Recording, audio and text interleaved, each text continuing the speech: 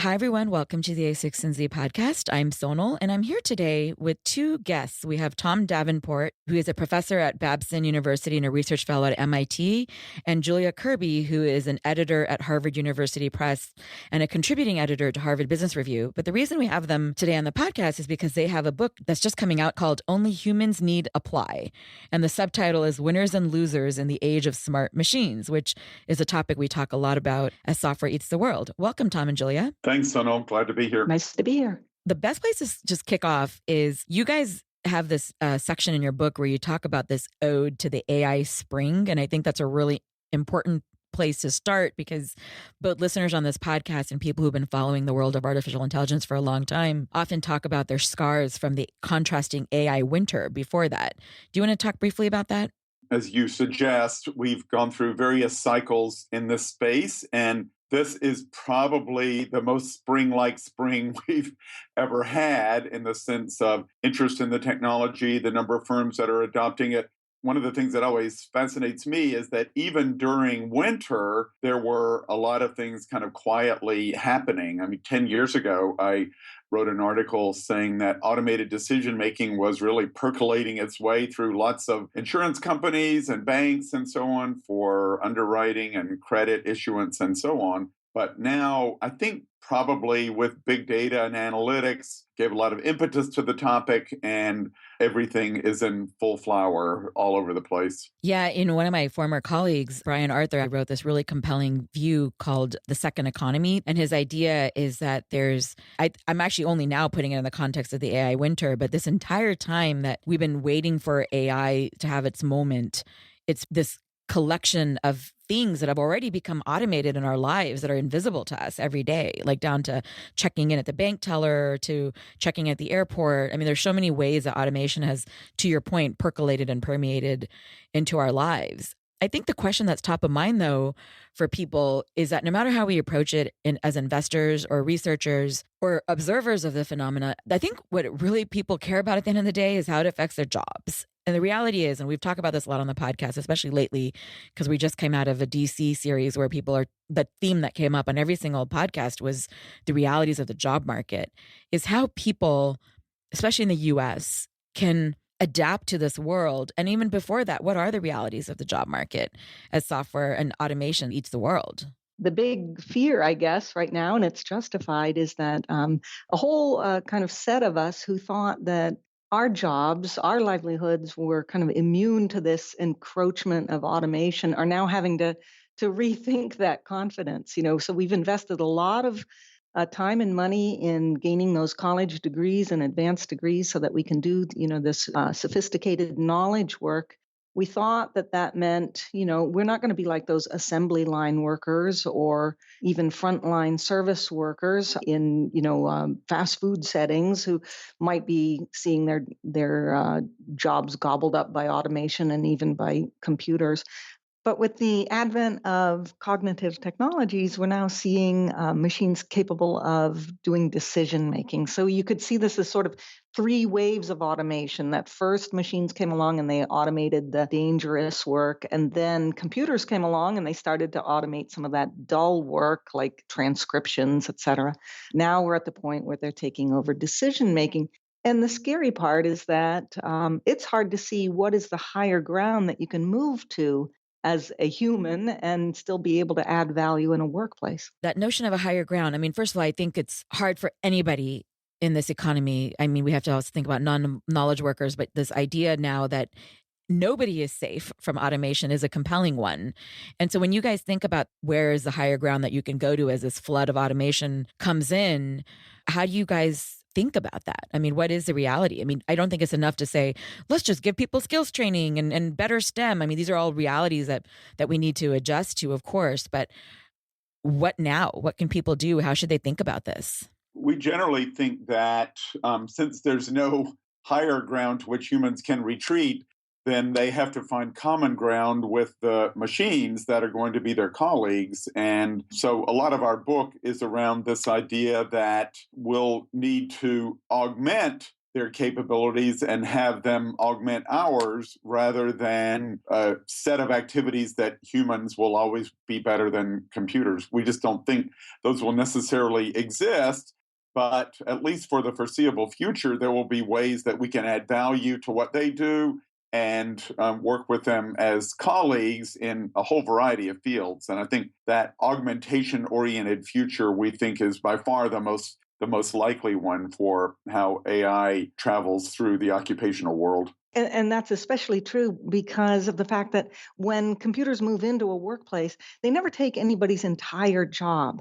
That what they do is they take away certain tasks. And all of us have, a certain percentage of our time that is spent on, yes, it's knowledge work, but it's very codifiable, rules-based knowledge work that, given the right algorithm, could be turned over to a computer because it doesn't involve a lot of ambiguity or creativity. And so it's those tasks that are getting chipped away from jobs today. So the reality is that every knowledge work job is going to see this encroachment of smart machines into the workplace. And it's just a readjustment that people have to make to figure out, okay, what do I do in this equation? What does the machine do? And how do we make best use of what both parts of that equation can do best? So before we talk about how people can engage, because I think that's a really important question, I do want to pause for a moment on this concept that you guys are both reinforcing of augmentation versus automation outright, because I think it's really important because it's the difference between reacting to something that just sort of happens to you versus proactively thinking, okay, let's expect this. Let's treat it as a given. Let's just say like machines are going to be our colleagues. Machines are going to automate parts of our jobs, whether you're a knowledge worker and they automate certain parts of it, or you're a worker where they automate huge chunks of it. I think that's a really important idea. And it reminds me of the original notion that Doug Engelbart had of augmenting intelligence and really thinking about computers, the mouse, as an extension of us versus something that compete with us, which I think is the reality of our lives. I mean, I think people treat their smartphones already as an appendage, literally. So there's a little bit of that already. But can you guys talk a little bit more about the difference between augmentation and automation and why that's so important? Yeah, I think there's always been this tension about AI, whether it would augment us or fully automate us. And Engelbart was certainly among the original thinkers about the augmentation idea. Unfortunately, because automation is a more, I don't know, dramatic and attention-getting scenario, we tend to keep coming back to that. So probably everybody listening to this has seen that Oxford University study suggesting 47% of US jobs are automatable. It doesn't say anything about when that might happen or, which tasks will be taken over in jobs by machines, because as Julia said, it's never whole jobs, it's just tasks within jobs. So what we tried to do in this book is to find various ways that humans can either do things that computers don't do very well and probably won't for the foreseeable future, or, as I was suggesting earlier, work alongside them almost as colleagues, or, instead of being a supervisor of a human or a set of humans, you be a supervisor of a machine and really treat them as coworkers with a certain set of skills and also a certain set of shortcomings. Let's talk about those ways of engaging then. I mean, concretely, what are ways that people can engage and adapt their readiness for jobs or existing jobs for this world? The kind of core augmentation job, as we see it, is we call it stepping in. That's really treating a smart machine as your daily colleague, kind of monitoring its performance day to day, maybe improving it a little bit. This has been going on in some industries for a while. In insurance, for example, not the most exciting industry, but one of the earliest that used AI, particularly rule-based systems to a substantial degree. There were underwriters who would underwrite the policies that got spat out by a computer and would improve rules if it looked like they weren't working. And, this goes all the way back to the Industrial Revolution, where when factories were installing new textile machinery, for example, somebody had to configure it, fix it, educate people on how to use it effectively, and so on. So stepping in, we think, is a very key job.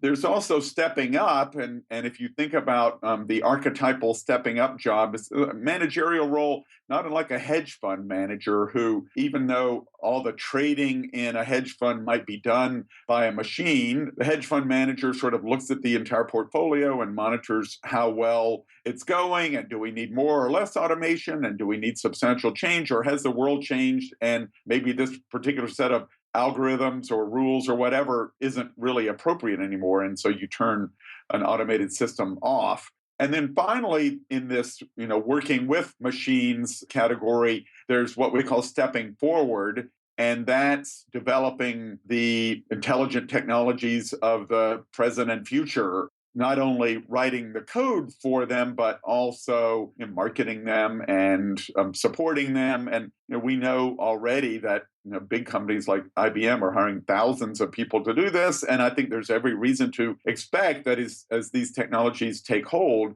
almost every vendor will have some level of cognitive capabilities, and a lot of people will need to be hired and employed for that purpose. All these are kind of moves that you can make vis-a-vis the machines that are now in your workplace sharing your workload. So what is it that you're doing that they're not doing? A couple other ways that people can step, to use our stepping kind of motif, is you can step aside, which would mean that you are now banking on all the stuff that is so uniquely human that it's not going to be programmed into machines. So that maybe creativity, maybe complex communication, dealing with ambiguity. It may be humor. It may be taste. These are things that just computers are not very good at. And it may be because, it takes a sort of a human to know a human, and when you have human customers, a lot of times you need to, you need to just be simpatico. So there are a lot of parts of work that are going to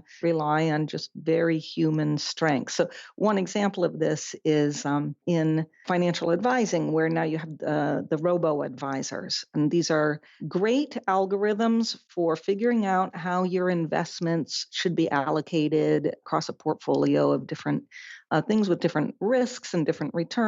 And, at any point in your life, whatever your goals are, there's an optimal allocation of that. Well, computers are really good at figuring out what that is.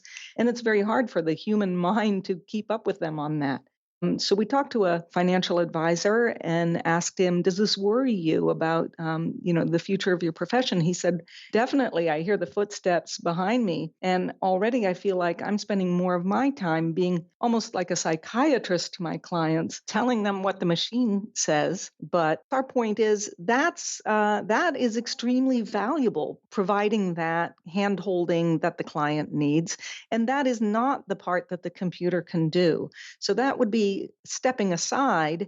I mean, you're not leaving your job. You're just focusing on the parts of the job that require the human touch and leaving the parts of the job to the computer that it can excel at.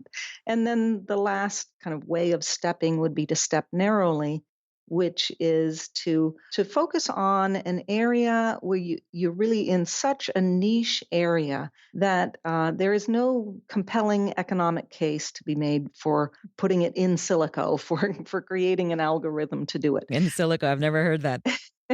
It's probably because it's an area of new discovery, and where there's not so much demand for it that a human can't serve much of the demand for it, or a small set of humans. So, for instance, in scientific inquiry, you're always looking for the thing that hasn't yet been discovered, and you're kind of going into narrower and narrower and narrower niches, and that is a very viable strategy for human work, because only after that new territory has been discovered will it eventually move into the realm of automation. A few weeks ago, I included this article in our newsletter about how there's this machine learning to discover drugs out of lab notebook notes. And it's super fascinating because it's an example of discovery where humans would have actually ignored it. And I think it's really interesting because I used to embrace this idea that as computers automate more and more of our lives, humans can actually be more creative and we can do more of these narrow and interesting things in our skill sets, the psychological, the emotionally intelligent things. And I definitely think that's true. But I also think that there's just this concurrent move where we're seeing a new kind of creativity coming out of machines that we haven't even begun to explore yet. I mean, so far they're just doing things that are versions of human activities, like, algorithms that are painting like Van Gogh, or, that's the obvious case, or deep learning art. I just went to an art show a few weeks ago where there was art being generated out of deep learning algorithms, and it looked very cliche, but it was still an interesting beginning.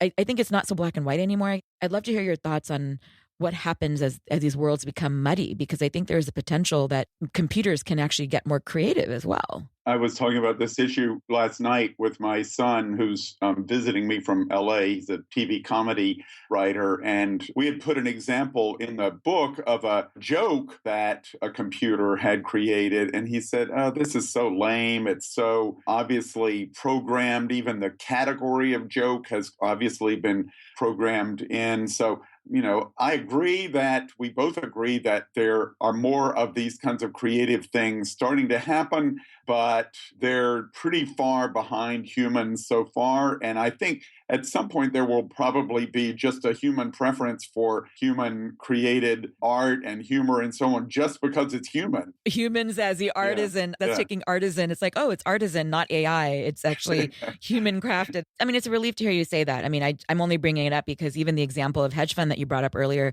Tom, I mean, I was thinking of the show Billions, but one of the funniest things about it is that beyond all the things that can quantitatively and computationally happen that a computer could easily do, there's a huge broker network of information where the people are actually hubs of information flows. I'm not even thinking the way a computer could do it, where it would find signal in the noise. It's like you're saying, Julia, where there's this human interaction with information. Like there's a funny scene where one of the characters gets some insider trading knowledge, which he didn't get busted for it because technically he made it sound like he was just like helping a farmer's daughter. I mean, if you haven't seen the show, this probably means nothing. But the moral of the story, that for this purpose of this podcast, is that there is information and it's got layers and layers of intuition built into it. And I think it's tough to tease apart sometimes which parts are human and which parts are machine. Yeah, I mean, in that show, I've only seen some of the episodes, but there's obviously a lot of psychological calculation going on. Is this person telling the truth? Is their confidence, just posturing, or is it really real? And I think, think about a poker game. You could obviously get a computer to easily figure out the different hands of poker and what to bid under certain circumstances, but the whole thing about looking in your opponent's eyes and figuring out whether they're bluffing or not, I think that's going to be tough for a machine to do for a while. Let's talk now then about something that I think a lot of people link to the AI discussion, for better or worse. I don't fully subscribe to the link, but a lot of people make this link between the future of automation and the future and this conversation about the need for universal basic income, that people should have a fundamental basic amount of money to live on. And the ideas behind it are complex and varied. I personally think, I'm more into the idea of thinking about insurance for people versus subsidizing a baseline, but that's a whole other conversation. The conversation that I want to focus on today about universal basic income is its link to automation, in that some people argue that having a universal basic income can actually change the way we think about work, because if you don't have to worry about basic necessities and survival, you can then think about work as this creative act. And that's why they tend to link it sometimes to this notion of automation and creativity. And I'd love to hear your guys' thoughts, especially having written this book. Right. Universal basic income. I mean, the link that people make with it is a really, I guess, depressing link. So I would say, first of all, it's kind of an unnecessary link, and it's sort of a damaging way of thinking about things. Why do you say that? Because I think that'll be really controversial for some of our listeners who are very pro that link. Well, of course, the reason people make the link is because they believe that automation means that there will be much, much less for humans to do, and that somehow we have to provide for human livelihood because jobs won't do it anymore. And so we just fundamentally reject that premise. And that's kind of what our entire book is about. It's showing that, in fact, there are lots of ways that humans are still going to be able to and be required to add value to what computers do in the workplace. So we don't at all see no need in the future for human employment, that all work can be given over to smart machines. So if you reject that premise, then you don't have to think so hard about, well, then how do you provide for people's livelihoods? So that's why it's unnecessary. The reason that I think it's actually a damaging way to think about things is that it denies the fact that actually work is really important to people. It's really part of the human condition. I mean, being part of something bigger than yourself, aligning your efforts with other people's, being compensated for your efforts. This is all really important to identity formation and sense of being worthwhile. And, it's easy to say, oh, well, we would all just have the level of self-discipline required to do all that, even if our pay wasn't contingent on it, or even if there was no link between effort and reward in the world. But that's simply not what we ever have seen. And what we know is that we actually appreciate having, not just the source of income, but the source of structure in our lives, the sort of structure, the meaning that it gives to us. And, work is a good thing to have. Even dogs like work. I mean, some dog trainers that I've had for my dogs, put these little saddles on the dogs because they like to feel like they have something important to do and carry around. So, I mean, we do believe that it's certainly possible that there will be some job loss on the margins, but because of this belief in the importance of work for meaning and life satisfaction, we'd argue for guaranteed work, which would be compensated rather than guaranteed income alone. And as Julia suggests, there haven't been a whole lot of experiments around the world. We're probably going to see one in Switzerland within a couple of weeks when there's a vote on a guaranteed basic income only of about $2,500.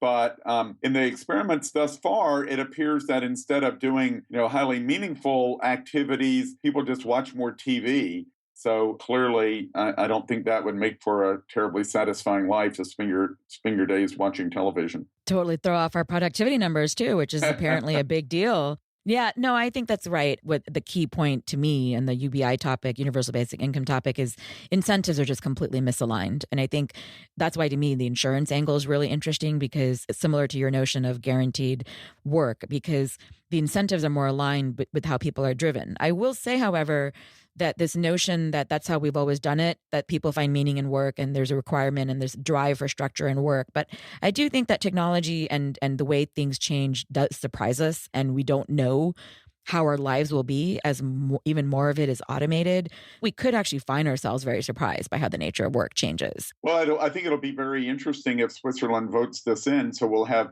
one of the world's largest experiments on what people do when they can live at least at a very low level without having to work. It'll be interesting to see, does it lower the desire to pursue work, and to see what people do in their, quote, leisure time will be very interesting.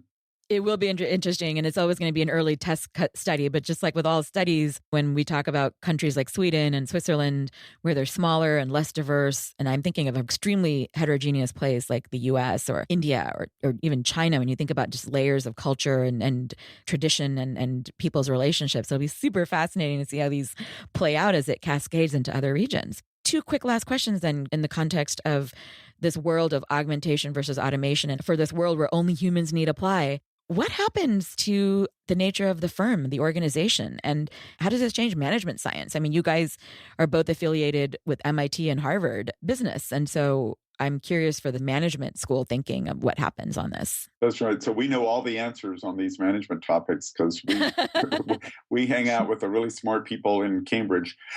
Well, we believe that organizations will continue to exist, and in fact may bring more of their work back in-house than they have had over the past couple of decades, that automation may take back a fair amount of the work that was distributed through outsourcing. And we think that it's very important for an organization from the beginning to say, augmentation is our preference and our objective here, in part because pursuing automation tends to be kind of a race to the bottom in many ways. It sort of lowers everybody's costs, but it also lowers everybody's margins, and everybody ends up doing kind of similar, not so innovative things. Letting people know that augmentation is what we're doing, and ideally saying, we're not going to lay off people just because of automation. That frees up everybody in an organization to think about what they could do with these new technologies and potentially liberate them from the tedious work that we all still have to do. Well, it's funny because you talked about, the scholars in Cambridge, and one of the things that we notice a lot with startups and entrepreneurs is that the management, there's basic fundamentals that are true of any company, that have to do with profit and loss and running, good financials and running a good organization and culture and HR. They're just best practices. But there are these things where I wonder if even the emotional component, this references a point you made earlier, Julia, of management will change, management science, because will it focus more on emotional intelligence versus, like you said, the outsourcing model and thinking of efficiencies and cost benefit analyses? Like, does it change management science in that way? Where are we in that evolution? Is it still too early to see? Yeah, no, I think you're absolutely onto something there. I mean, we've always known that management is kind of a synthetic discipline. It draws on engineering, it draws on psychology, it draws on sociology.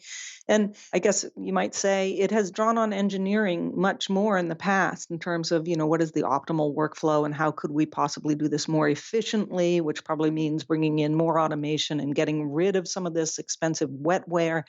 But maybe now we'll see it move much more to drawing on psychology and really thinking about, okay, now if my true source of competitive advantage is the human element here and how well leveraged it is by these augmenting technologies, then what does it mean to make somebody more human than they were before? How could I enable the people who work in my organization to draw on the part of them that's really going to give me a competitive advantage, because we're now working with some stuff that isn't easy to put into code and therefore won't be in our competitors' hands by next week. I just want to say thank you for joining the A16Z podcast. And I think people should just read your book, Only Humans Need Apply. Thank you, Thomas and Julia. Thank you. Well, thank you.